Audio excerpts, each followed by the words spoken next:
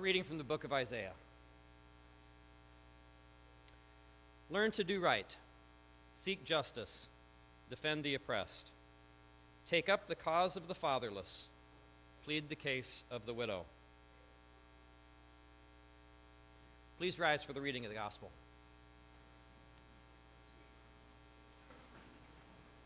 The gospel is from Matthew chapter 19, beginning with the 13th verse. Then the people brought little children to Jesus for him to place his hands on them and pray for them. But the disciples rebuked them. Jesus said, "Let the children come to me, and do not hinder them, for the kingdom of heaven belongs to such as these." When he had placed his hands on them, he went on from there. The gospel of our Lord. Praise to you, O Christ. Please be seated.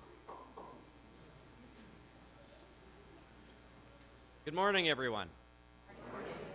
So for those of you that don't know me, my name's Chris Heidelbauer. I've been part of LCR for about 15 years since we moved to this neighborhood. And just a quick word of warning. Some in the room know I've been involved with the confirmation ministry for the last 5 years or so.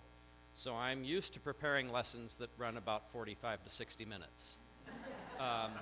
We'll do our best to avoid that today.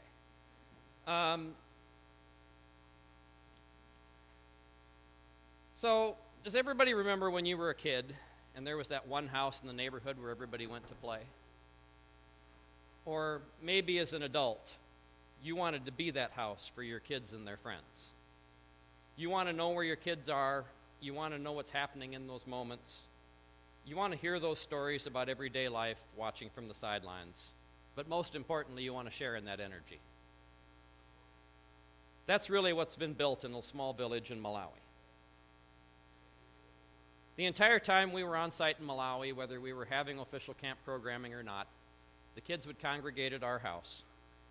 There was soccer, or football, of course, as the kids called it, frisbee, jump rope, reading. I took this quote from the Camp Chisomo website because I thought it said anything better than I could, and that was, Camp Chisomo is a place for kids to be kids, where they learn about God's grace and the power it gives to live with dignity in the present and hope for the future. And I had to throw in one random picture here, because I mentioned reading, and I'd been looking for a picture through all the stuff I had of the kids reading on our porch, and I didn't find it till the wee hours of this morning, so I threw it in right here, because I wanted everybody to have a chance to see that. Katie and Jesse invited both myself and Katie's dad along on this trip about 6 months ago, and it was a true gift for us both. I learned so much.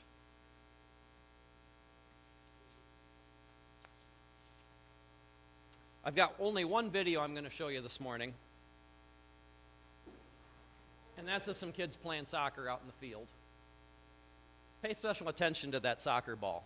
That's what I really want you to see here. A lot of good soccer athletes in this village.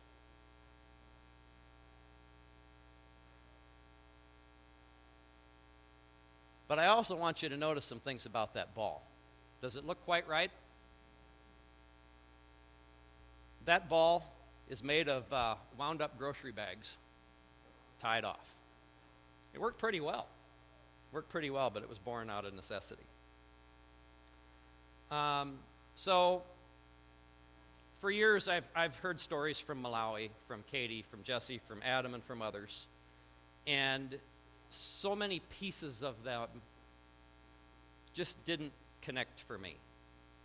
I've never doubted anything that they said wasn't true, but I just didn't have the perspective to fit it all together and make it into a coherent picture. So what I'd like to do today is explore some of those stories. My visit did answer many, many questions, but it raised so many more for me as well. So I want to give you a little bit of my perspective of the culture, of the people, the world they live in, the choices they face. We skipped ahead a little bit. And perspective on the mission of Camp Chisomo itself. And I'm going to try and get back. There we go. So I think most of you know all of these faces. Adam, Jesse, and Katie, lead Camp Chisomo, and Peter Nakata. I think we've all heard quite a bit about him and his accident late last winter, and I can report to you firsthand he's doing very well. It was exciting to get to meet Peter again and be around that whole team for a week. There are many other people in this room who have gone on trips to Malawi. I'd like them to stand up. Why are you still sitting? All right, thank you. There's a couple other people I want to ask to stand, and that's the parents of any of those people. These are the people with the courage to let these young folks take on this mission without understanding what it was all about. Thank you. I was one of those once, and I had no idea what I was letting my daughter get into, and I'm really excited to see where it's gone. Camp Chisomo has grown from the seeds of an idea in Katy 10 or more years ago. Those seeds have been blessed by growth as they've been cultivated and cared for by a growing circle of people around Katy throughout the years. Again, I stole from their website. Our leadership team started as students taking on the countryside of Malawi together. Our paths merged in this place and our lives were changed by these people, and we desire to continue inviting others into the work God is doing in Malawi. Again, I couldn't put it any better than they did.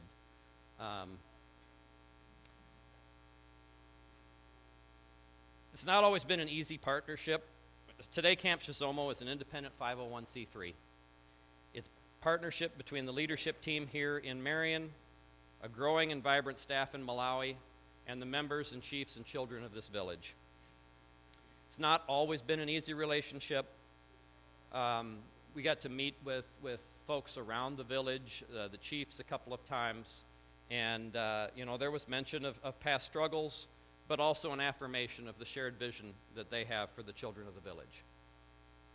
It started with 19 orphans whose parents were lost to a generation ravaged by HIV and AIDS, and they still maintain a connection with those kids. Last June when they held camp, there were over 450 kids at camp. And as you'll see from as our conversation goes on today, it's still growing. Camp in June involves teaching a program very similar to the Vacation Bible School program that we hold here in this church and in many churches across the country. They spread the gospel, they share the love of Jesus and the grace of God. They give the children an opportunity to be children, to play and be free of other responsibilities, and they encourage a strong character and a commitment to education. Camp has been blessed to have extensive support from lots of individual donors and organizational support from churches like LCR and others. So I want to give you a little bit of a look at where this is. Camp found a permanent home with the purchase of 6.5 acres back in November of 2017. And there it is. You can see the line drawn around that. And I think maybe you'd be able to pick it out on the map even without the line, because you can see it's kind of a different character of the land, and that kind of talks to the way they've been managing it. Obviously, we all know the African continent. Malawi's down in that southeast portion of the continent, circled in green. Woo, big one.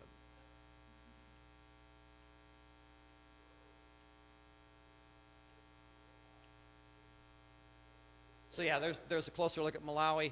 The Zomba region is down there in the southern end.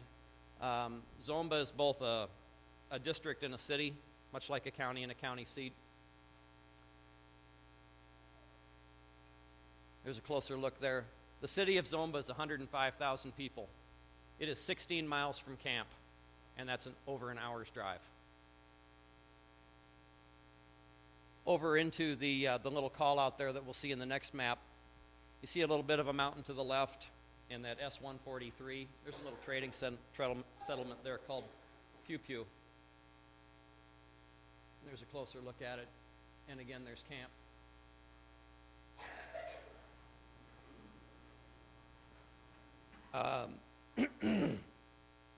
The first project on the purchase of this land was the installation of a well to provide clean water for the village, pave the way for building of the staff housing unit. which actually became many other things during our visit to Malawi this time.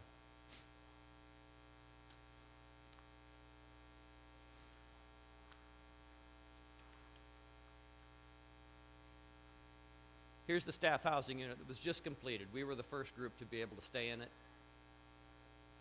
It's just a beautiful land over there. I was shocked to learn of all the beautiful mountains and the weather forms, and the cloudscapes were just amazing to me. But I want to talk a little bit more about the rest of the region before we talk more about camp. So Zomba, like I said, it's a city of 105,000 people.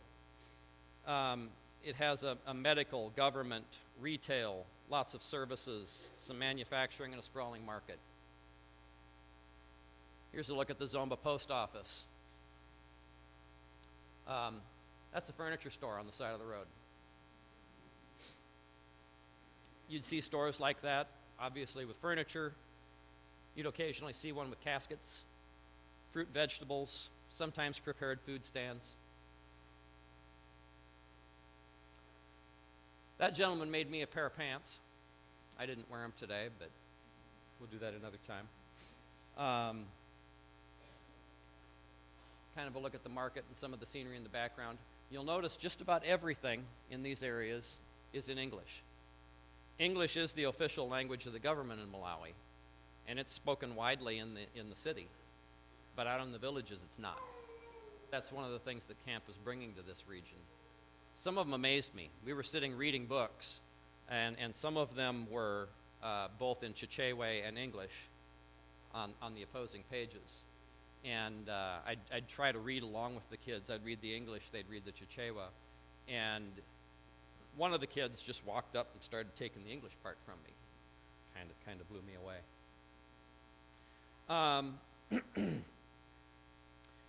Also in Zomba, there was access to fast food, gas stations, convenience stores, snacks, grocery stores. We were in a grocery store one day. It, not exactly what you'd think of here. I'd call it more of a pantry store. Had staples. It had personal goods.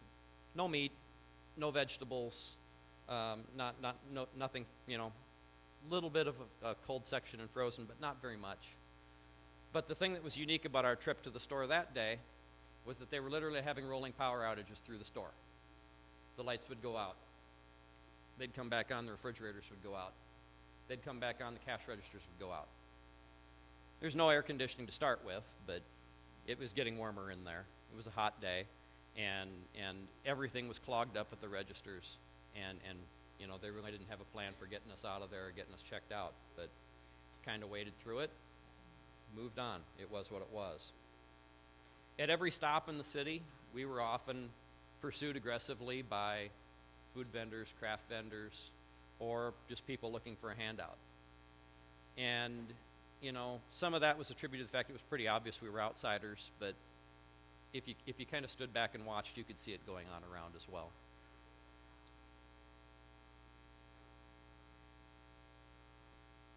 There's a look at the open air market. That gentleman is obviously selling us a chicken we had for dinner one night. If you look around, right behind his head, you see some wood goods. Over on the left side of the left picture, you see some basket goods. If you look through the right picture, you'll see some textiles, you'll see some Tupperware, you'll see some mixing bowls. All of those things are available in that market, along with tons of fresh vegetables, other fresh food, spices, all in small stands, single proprietor, with one or two products, one line of products. Housing in Zomba, again, a city of 105,000 people, was varied, but this is the house where Peter lives, and we stayed one night here. Everything's kind of brick construction. It's kind of a porous brick, and it's kind of stuccoed over with more concrete to give it some structure. Everything was barred windows. Some of the properties, like this one, were walled. Drainage was all over ground, everywhere in the city. Ditches. This is obviously the drainage leaving this property, and it goes out to a big ditch running up the alley and down the road. On the back of the house there, you can kind of see, kind of a little service area. He does some cooking out there, and there's kind of a little, almost a utility sink, I would call it there, with a faucet off the back of the house and that little drain pad. So let's come a little closer to camp. That little Pew Pew Market Center trading settlement I mentioned, it's only 2 miles from camp. That's one of the businesses. It says it's a stationary house. They offer photocopying, faxing, phone repair was a big business, and barbershops were also big, and all of these places offered access to power to charge your devices, because power was not in great supply.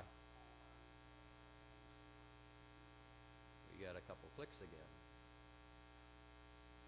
We're lucky I didn't get the clicker at all in first service, so I was having to call out my changes. I don't believe that was right in Pew Pew, but it's close. That's the only gas pump that was real close outside of Zomba at all, and I'd shudder to think what the cost of gas was there, because they had to get it there. Gas was roughly $5 a gallon in town. And this was kind of the center of the little trading settlement. Again, 2 miles from camp, 15 minutes by car. They had soaps, rices, potatoes, probably charcoal, and then some indulgence items. They did have refrigeration and cold drinks. We could go in there and get a glass bottle of Coca-Cola for about 30 cents American. One thing I want to point out, you'll notice right in front, kind of behind that car, there's a motorcycle there, and you might see a stack of goods in the darkness of the door. That's probably somebody loading up on soaps and a couple other necessities and a couple of indulgences, like maybe a cooler of cold drinks and some other candies. And they're going to load that up on a motorcycle and drive down the road until they reach a little outlying shop like this that somebody's running on their own. Like I said, there's probably soaps and some necessities in there, and there's also some little indulgences in there. Whatever they thought they could sell and make a go of that. A lot of these little businesses, when I first got in country, I'd see these places, and a lot of them had a name on there that said so-and-so investments. And the impression it left me with was that those people had taken all of their money and gone out and bought whatever they thought could sell as an investment, and were trying to turn that back. And I kind of came to realize later on that so-and-so investments was a fairly common business naming practice over there, much like we'd see incorporated or limited around here. And you'd still see those as well, but I never shook that impression that those people were completely invested in what they were doing in those little roadside shops. And what they were doing was bringing these goods out to the people that had no transportation to even get in to the smaller market centers. You'd never run out of houses. I can't remember a time that I could look around and not see a house out in the countryside around the village. They were almost always brick. They'd have either grass roofs like this one or metal roofs like these, depending on the capability of the family. A lot of times you'd see family groups building on the same property. You'd also see houses being abandoned or in construction all the time. And I got to go back. And they all have these garden plots outside them. There were larger farms too where people would go and work, but almost all of the houses had little garden plots, and they'd always have their things for sale. So once again, I kind of forgot, and I'm going to run back and grab it real quick. I want you to look at the maps for just a minute. Look at the character of those roads. This is Google Maps, just like we'd look at around here. You see that road right in front of camp? Looks like a pretty major road, doesn't it? And you see that there are some others, in the path there that are less major.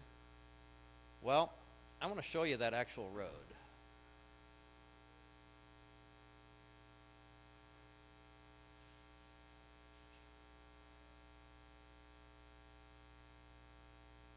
That's it.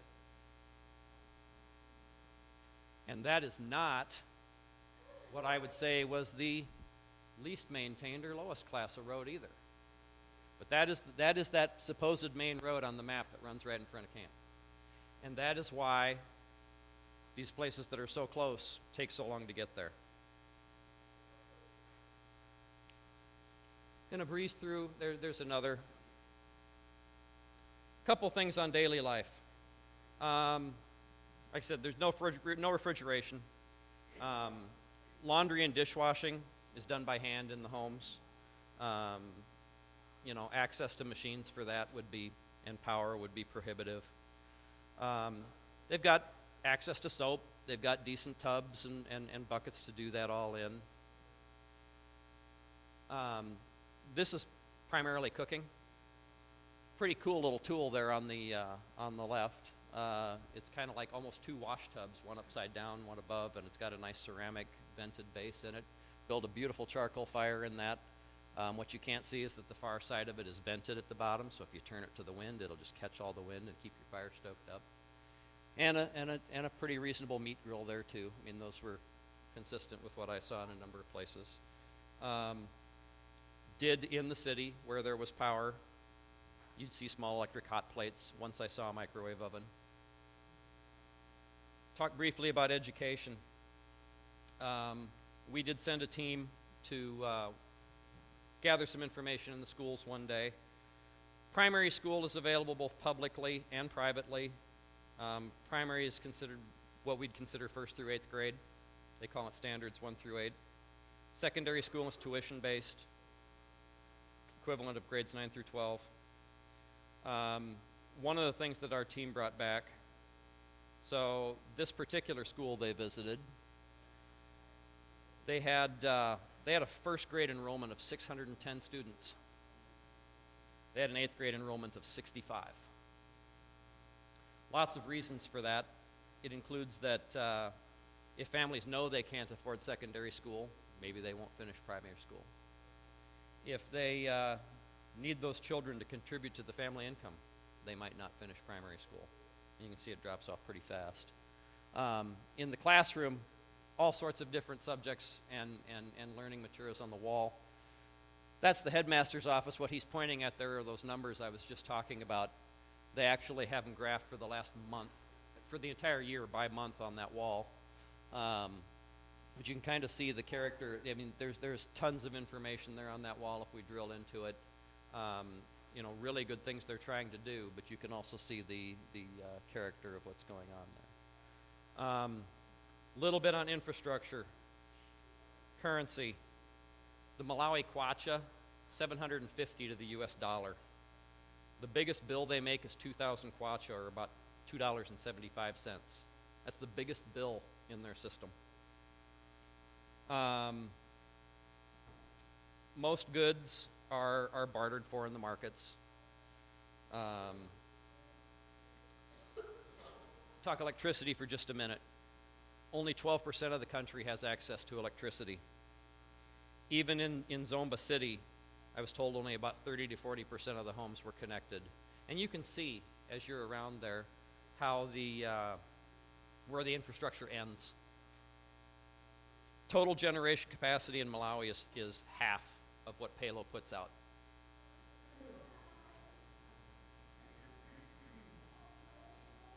Communication is very similar. It's very expensive to put in all those lines. They've actually adopted a cellular system like many European countries have done, because you can put towers every 12 miles.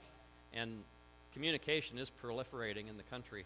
About 1 in 5 of the homes of these families we serve has access to a smartphone. It's all a prepaid system, but it works, and it is spreading information, both good and bad. One thing I want to mention on power, I kind of trying to accelerate here a little bit.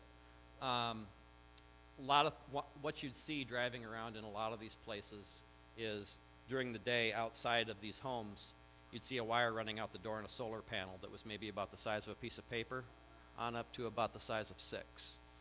And they'd be using those to charge batteries for lights, for their phones, or maybe for a radio. So let's get back to camp. Camp's working with this community to promote dignity and well-being and a different future for these children and families. It's not a giveaway program. They're spreading the gospel, the love of Jesus, and the grace of God, giving these children an opportunity to be children, encouraging character, education, and looking out for medical well-being. During our visit, we were blessed to have huge local support at the dedication of the new staff housing building. Over 1,200 people attended. We had local village chiefs and headmen, which would be like a chief of chiefs, pastors, grandparents, parents, and children, and we got to use the building very flexibly. It's the rainy season there. One day we moved a day of camp inside the building.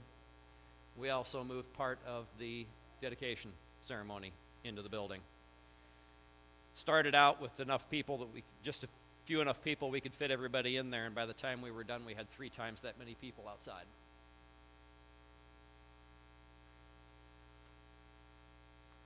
So I want to tell you where I saw God in this place. This smiling young lady wandered in with her little sister on her back at 8 o'clock Monday morning, sat down next to me on the porch. The only time she ever had a smaller smile than this was after she'd stubbed her toe and needed a little medical attention from some of our team. This provided my first opportunity of the week to get to hold a baby, which is something I always enjoy doing and spending a little quiet time. But it was also exciting for me because I got to see the joy on her face, being relieved of that burden and getting to go play and do something she wanted to do. She was a really quiet and shy child. Her voice was very timid, almost like a mouse. We worked for 3 days with an interpreter to figure out her name. Finally, we learned her name is Asili Lilani. On Friday, which was our first full day of camp, by the way, I should have clicked on this one already. That was my fun time. Friday afternoon, our last day at camp, she was practically glued to my side for the day. She did kind of grab on and drag along a time or two. And as I played Frisbee with her and some other kids that afternoon, I found another young lady with a sibling on her back. She really wanted to play Frisbee. I could see it in her face. So I took that child from her and kind of sat down away from everybody else and was watching everybody play and enjoying sitting with the little one. And Asili Lilani came over and sat down next to me. And she sat there for 15 minutes. I didn't understand a word she said, but I knew she regaled me with her entire life story, and I could feel the joy pouring out of her. I knew about where she lived because we'd driven by her house a few times, and she was pointing over there and telling stories about that. It was amazing to see the joy on her face. The second time I was involved this little bundle of joy, seeing God among us. This beautiful child named Flora was named about 2 minutes after this picture was taken. She was a couple of hours old, born on Thanksgiving morning to Miriam, one of the original 19 orphans that Katie and the team worked with. I've always believed that the biggest mark we leave on the world is our children. And that morning, I really learned firsthand how truly intentional and serious this team is about their children in Malawi. I could see the love in their faces, and that's really when I realized that they do, whether they realize it or not, see themselves as parents to these children and now grandparents in the truest sense of the word. Unfortunately, I had a nice picture here to show you guys of the last place I saw God. Another place I saw God, I should be careful with that. It is an absolutely beautiful land. And I had a sprawling panoramic picture of a beautiful landscape here, mountains and clouds and everything. And then I was going to overlay it with these folks. All the bright, shining, joyous faces taken from around camp and of our team in Malawi. The leadership in that team had us running like a well-oiled machine and really molded into a team by the end of the week.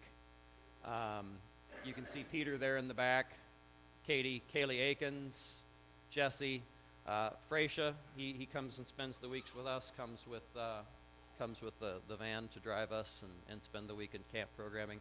Adam, in the second row is Kelly Castle, Katie's father. Melanie Phelan, my daughter Megan.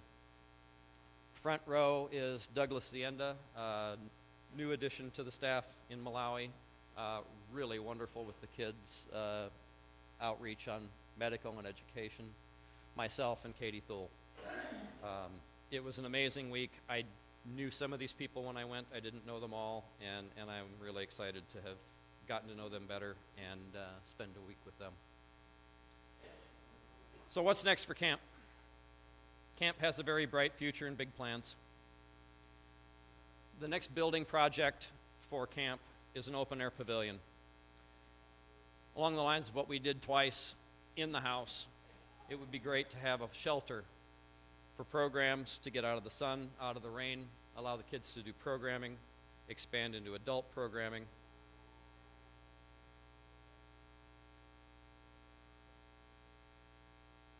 Ooh. You might have to reset me, Chris. Second item is expanded programming for kids and adults. We had a team go out and spend some time interviewing local families and adults, looking to determine the needs and how the camp can better support the village. These folks were very, very well aware of the issues facing their community. The ways that harsh discipline impacts teen pregnancy, the needs to keep their kids properly fed and not overfed, and keep their kids in school. These were all things that the adults there were asking for. Another part of our team visited a local village hospital, understand their needs and capabilities.